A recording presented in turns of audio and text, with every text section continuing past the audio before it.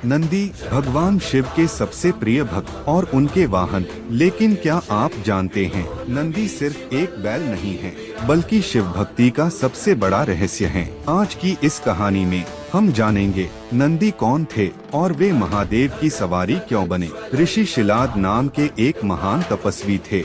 उनके पास सब कुछ था, लेकिन एक ही दुख था, उनका कोई पुत्र नहीं था। उन्होंने वर्षों तक कठोर तपस्या की और भगवान शिव से प्रार्थना की, हे महादेव, मुझे ऐसा पुत्र दीजिए जो मृत्यु से परे हो और केवल आपका भक्त हो। शिव प्रसन्न हुए और बोले, शिलाद, मैं स्वयं तुम्हारे पुत्र रूप में जन्म लूंगा। कुछ समय बाद एक दिव्य बालक का जन्म हुआ। यही बालक आगे चलकर नंदी कहलाया। एक दिन देवताओं ने ऋषि शिलाद से कहा, तुम्हारा पुत्र अल्पायु है। यह सुनकर नंदी विचलित नहीं हुए। उन्होंने सीधे शिव की शरण ली।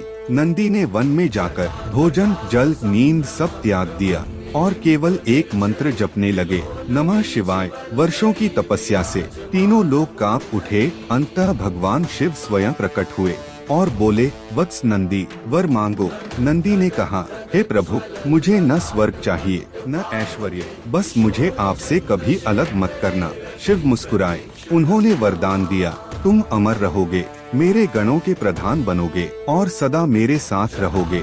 यहीं से नंदी बने नंदीश्वर। नंदी केवल भक्त नहीं थे, वे संयम, शक्ति और धर्म का प्रतीक थे।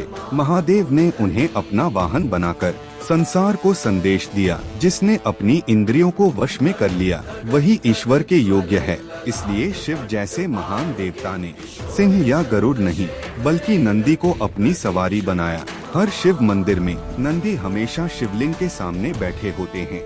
क्यों?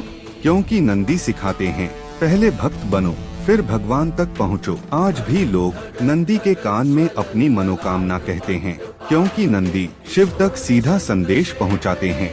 अगर कहानी अच्छी लगी हो तो चैनल को सब्सक्राइब जरूर करें।